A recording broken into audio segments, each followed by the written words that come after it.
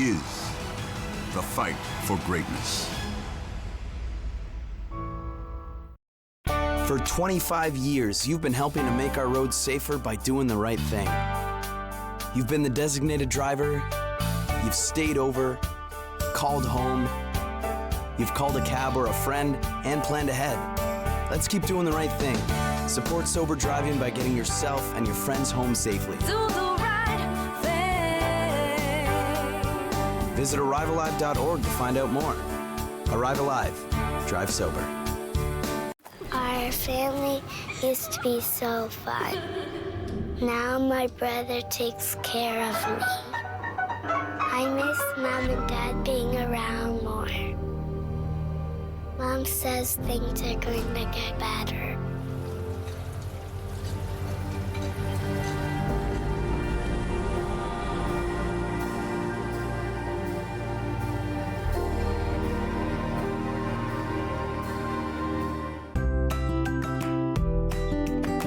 You're watching Rogers TV.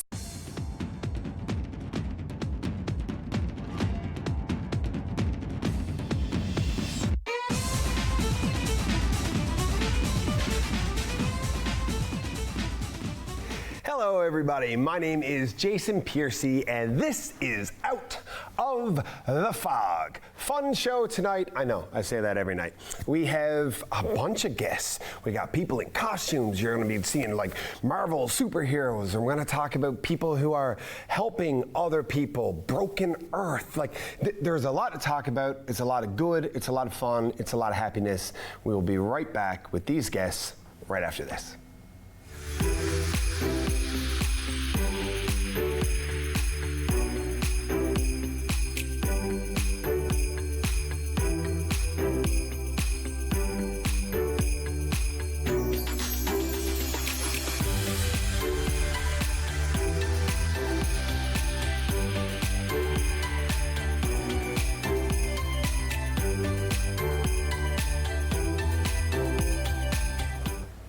Welcome back to Out of the Fog. We've been talking about fun stuff. Fun is good. Good is also good. Let's talk about more good. Good people. So, Maureen, hi. We spoke years ago when Home Again Furniture Bank first sort of started a number of years ago. We had a conversation. I believe you were probably sitting right there. This is Maureen Lymburner, the development manager? Director of Development. Director of Development. I was close. Very close. For Home Again Furniture Bank.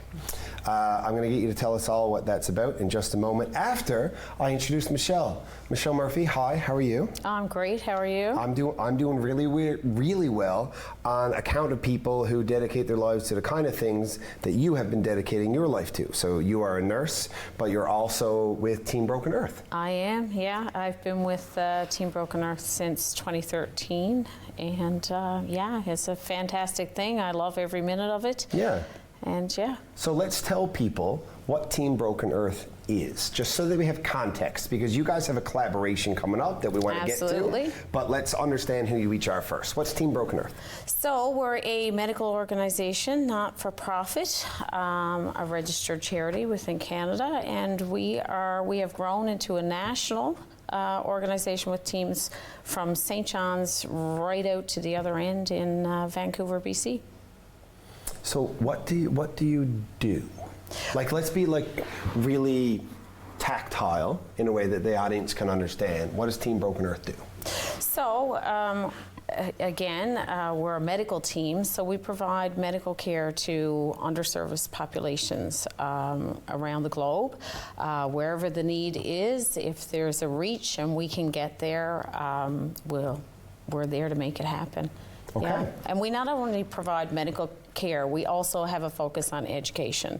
Because as we all know, education is a way of sustaining a future in these countries and these underserviced areas. So if we can teach the teacher, provide education that they can eventually sustain their own, then that's our end goal. If we can work ourselves out of a job in these countries, that's what we want. See, I like work yourself out of a job. That's exactly the way that we look at doing it. And our province now has a couple of things like that. Like, it would be great if somebody put the effort into working themselves out of a job to provide housing to people that don't have it. The goal is work yourself out of a job.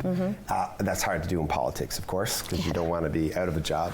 So, but what you do on the education front, I guess it's kind of a lot like the whole give a man a fish, teach a man a fish sort of situation. Absolutely. Yeah, train the trainer. Exactly, yeah. Maureen, what does Furniture Bank do? We are also a nonprofit organization serving the entire Northeast Avalon region, and our goal is to end furniture poverty. But really what we do is provide furniture to individuals and families who are living without it. So we collect donations of gently used furniture from people who have it to give, and then, as said, it's delivered for free to people who are referred. So can we just step back for a little bit? Yeah.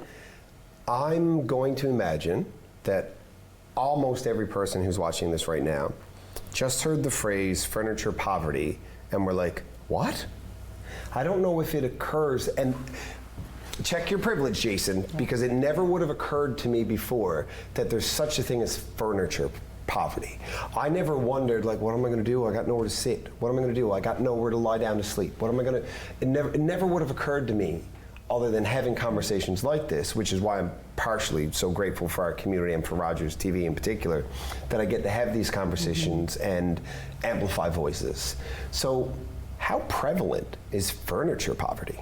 Far more than we'd like it to be, and far more than most people realize. So furniture poverty, defined, I guess, because it's not a common term, is the idea of people who are living with no furniture or with not enough or really shoddy furniture that should be replaced. We started this organization just over 8 years ago because there was a need in the community, and that need we've seen grown year after year after year. Last year alone, we had a 21% increase in new requests for furniture. Goodness. Yeah, it's been skyrocketing, honestly, and yes, check our privilege, that's something very important, but other forms of poverty are sometimes a bit more visible. We have people sleeping in tents now, unfortunately. Yes. The media is on that, which is definitely a kickstarting a lot of things, but it's more in your face. Furniture poverty is hidden behind the walls of a house. Yes. And more often than not, people keep that hidden. Yeah. People who don't have furniture in their homes are far less likely to invite friends in, family, and the very support networks they really need to have. Well, I've had a woman wrote a testimonial and just a long letter, essentially, to me after the furniture delivery. She was a single mom who had escaped a very abusive situation. And in her recollections in this letter, she essentially said that after the furniture was delivered, her daughter told her that she had been waking up repeatedly during the night to re-inflate the air mattress she'd been sleeping on. And when she had the furniture, she's like, now I can finally invite my friends over to play. So as a mother myself, I can't imagine not having a bed to tuck my children into. I can't imagine them being too embarrassed to invite their friends over. And not telling you. Yes. And that's the part that gets me, like your child being suffering like that quietly because they feel that it's on them to carry that load. That's not fair. No. That's not what children are for. But certainly Home Again is there to fill that need. Yes. We are the only nonprofit furniture bank, the only furniture bank in the region, the only place people can get furniture delivered straight to their home for absolutely free. So we are filling that big gap in services as best we can. And I imagine you're always looking for inventory, always. Constantly. Okay, so constantly. I want to talk to Michelle for a little bit about the event and how that will help benefit Home Again and possibly others throughout history and in the future. But then I want to come back and talk about how people can get stuff to you because humanity needs it. What are you doing? What are you planning? What is it going to be?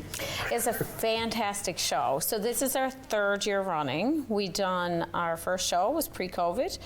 It was a huge success, a great success. It showcases a lot of hidden talent. Newfoundland has a lot of talent. We do. But there's a lot that we don't know about. That's true. I mean, the only people who watch Rogers know about how incredible this is. That's right, Like exactly. there's so many people who don't know how great we are. Exactly. So backed by popular demand, and I will say this was something that had been going on before my time. In medical school, these doctors would get together, they'd just have this variety show. So this restarted with a couple of those physicians saying, hey, let's reinvent the wheel. Let's bring back some, I mean, healthcare has had its challenges, especially post-COVID, so trying to lighten the mood, brighten the mood within the hospital walls, and we thought, what a great way to create this. Okay, so what do we have, and when is it, and like... It is March 23rd at Holy Heart Theater. Amazing. We have, as I said, a lot of hidden talent behind hospital walls. So there's physicians, there's nurses, there's administrators, there's PCAs, there's, you know, patients of physicians that physicians have helped along the way. Patients that have had thyroid cancer, therefore had vocal cord injury, and have had physicians help them, and now they're back to doing what they did prior to.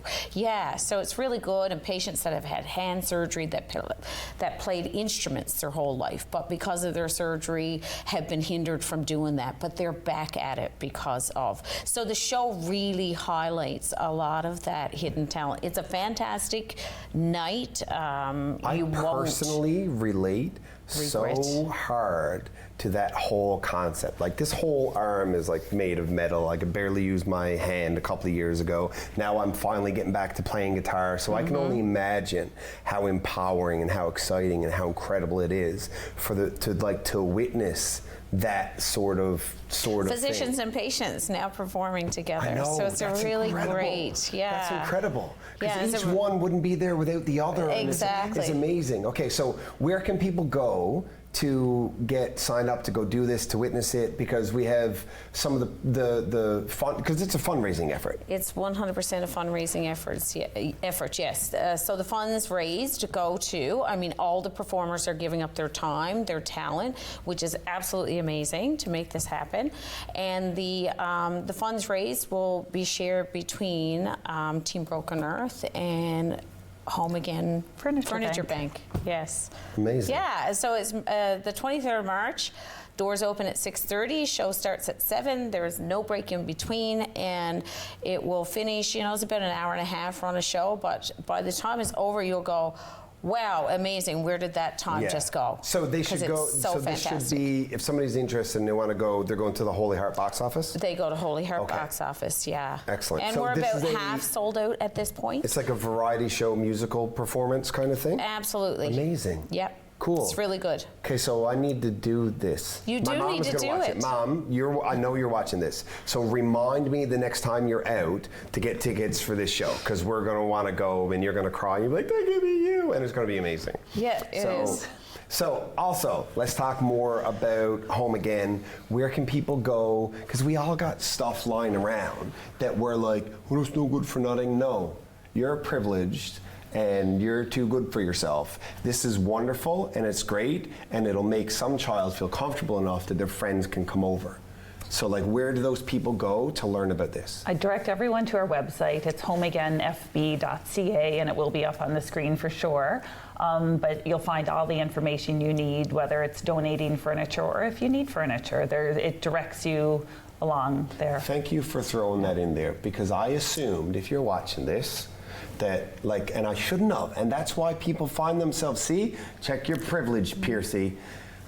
Michelle, Maureen, thank you very much, both for coming here and just for being the human beings that you are and doing the work that you do. We're going to bring as much attention to your causes as we can. Thank you very much for watching. We will be right back after this. Your opinion matters, and we want to hear from you. Get in touch with us using our viewer feedback line, your direct connection to shaping the shows you love. It's easy. Just grab your phone, scan the QR code on your screen, and take our quick survey. Share your thoughts, and let's make your viewing experience even better.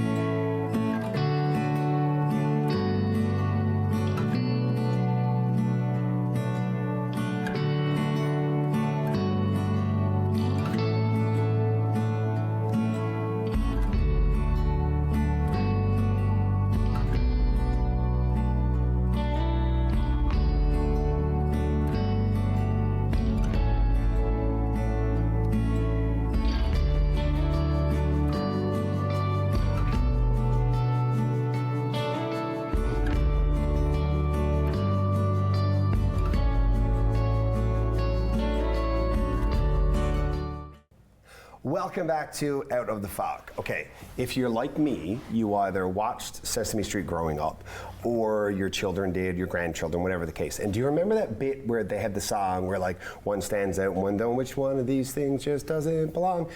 Look at our couch. Okay, here we go. This is our couch. Which one of these things doesn't belong? Which one? What do you think? That's right, the guy in the middle, because he got lots of hair. Okay, so welcome back, Darren Hann from Sci-Fi on the Rock. Thor, obviously, Captain A. So let's talk a little bit about Sci-Fi on the Rocks. I mean, how many years are you now? Like, you're getting there, hey? You're the con father, is that what they call you? Yes, the con father. We actually started, myself and a friend of mine started back in 2007. And oh, wow, yeah. We've been on to go that long. Of course, we had a three-year break for COVID. I'm sorry, well, what's this? COVID. What? That little that thing. One long year we had? Oh, yeah. That one February that lasted 28 months? Yeah, that thing. Yeah, so we had a break in there.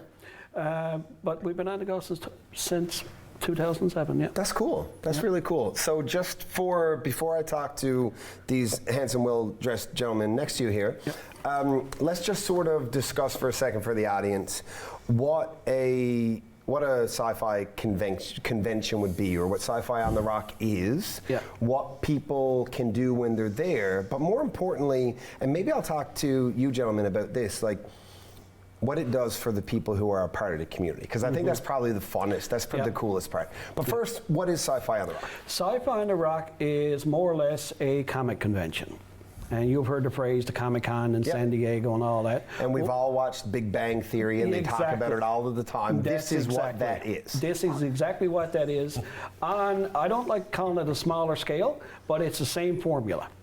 So you've got a vendor's room with, we have, I think, over 70 or 80 vendors. So these vendors are people who provide products or services that relate to the comic industry. Books, action figures, video games, all types of stuff like that. That's one part of the convention. Another part of the convention is our guests. We bring in actor guests. We have a cosplay guest from St. John's. How do I pronounce the name of that? Who? The cosplay guest? His name? Yes, what's his name? Sheldon Mercer. Sheldon Mercer. Yeah.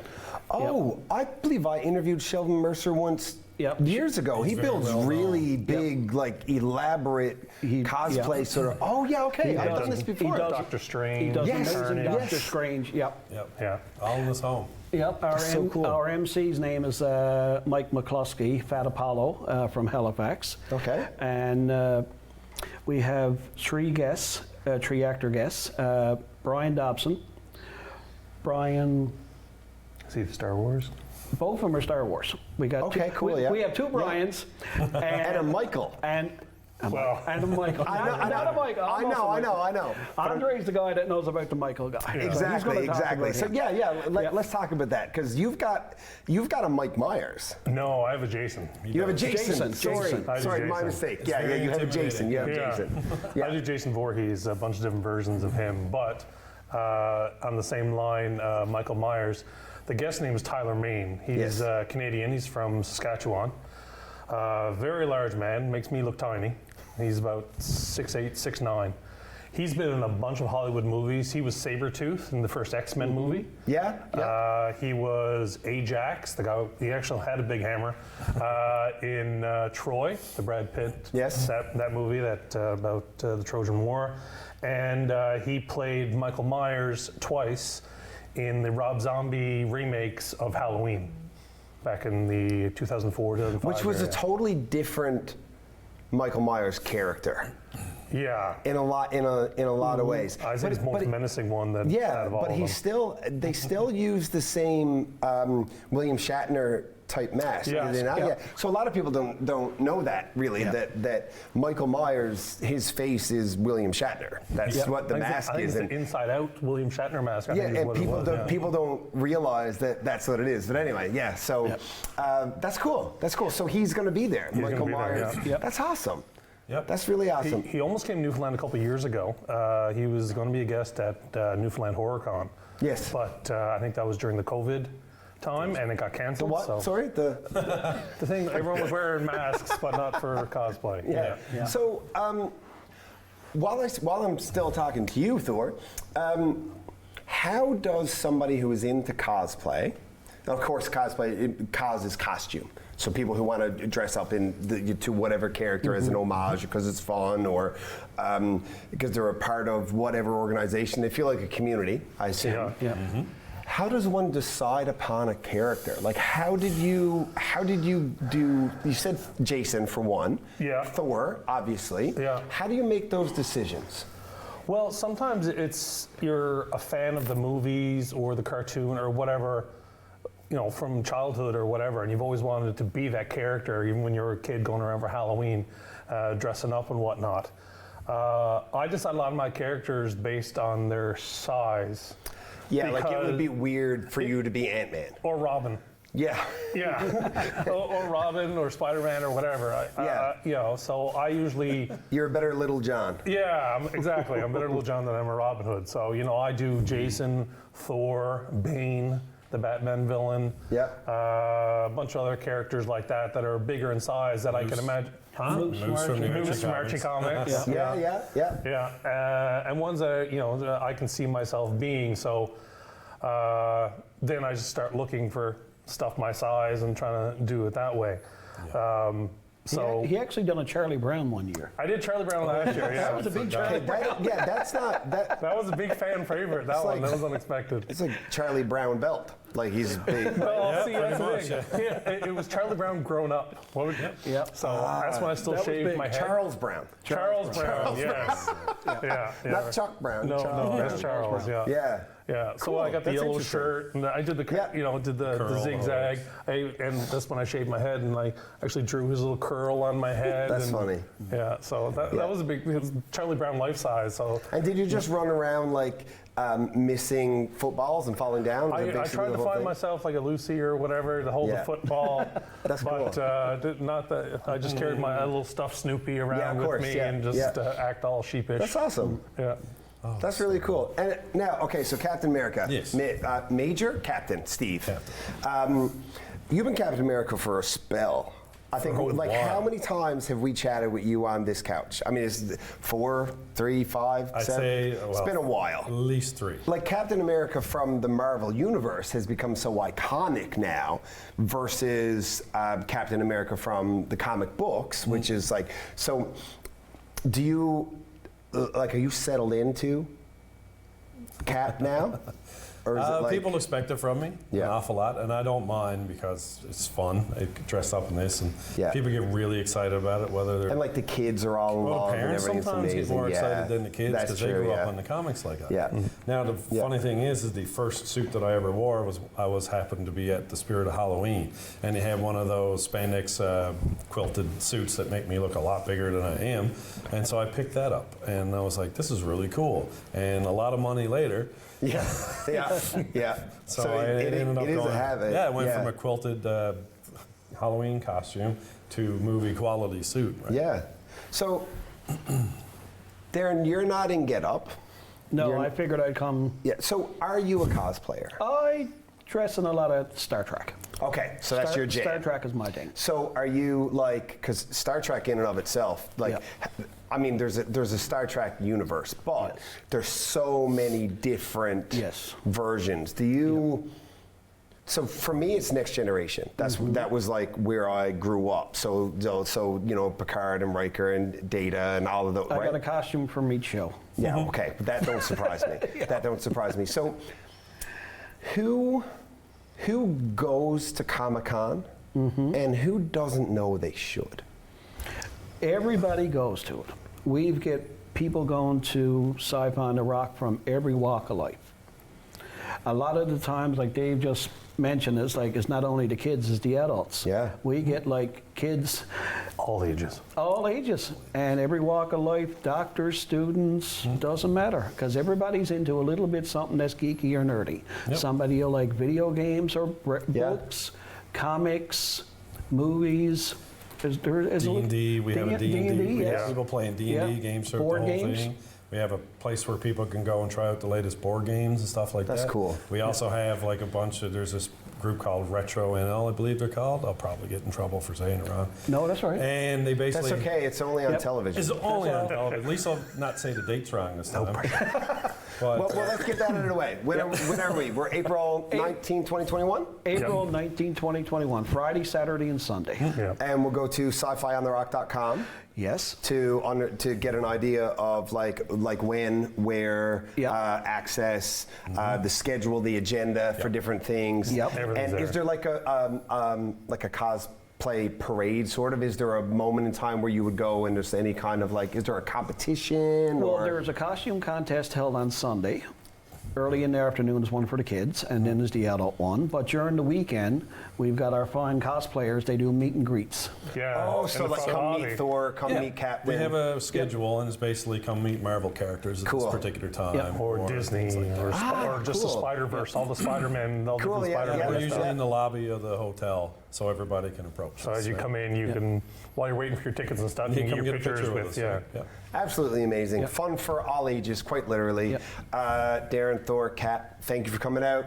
I look forward to popping by now in a couple of months to have a look. Thank you again, and ladies and gentlemen, we'll be right back after this break.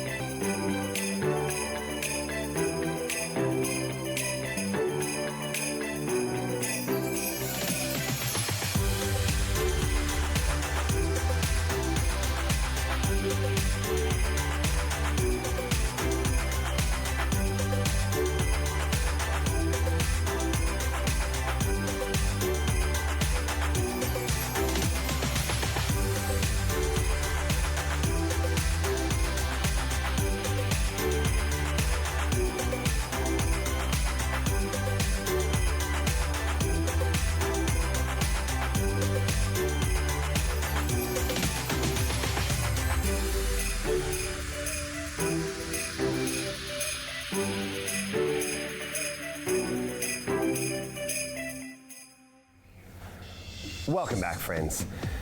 Let's just take a moment to appreciate how wonderful where we live is. Well, seriously, I know. But we've got communities of people who like nerdy stuff, and we open ourselves up so everybody gets to be a part of something and feel good. And then we've got people who need things, people who have things, people who can leverage what they have to provide what they need, and we just help. We help, and that's what it means to be from here. That's what it means, heart and love and light and amazing. Thank you for watching. We'll see you next time.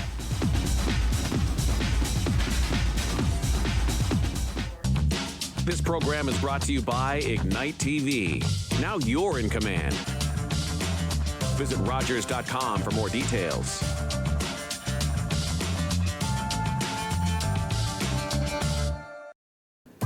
We want to hear from you. Provide feedback on this show or find out how you can get involved. Call, email us, or scan the QR code to take our quick survey.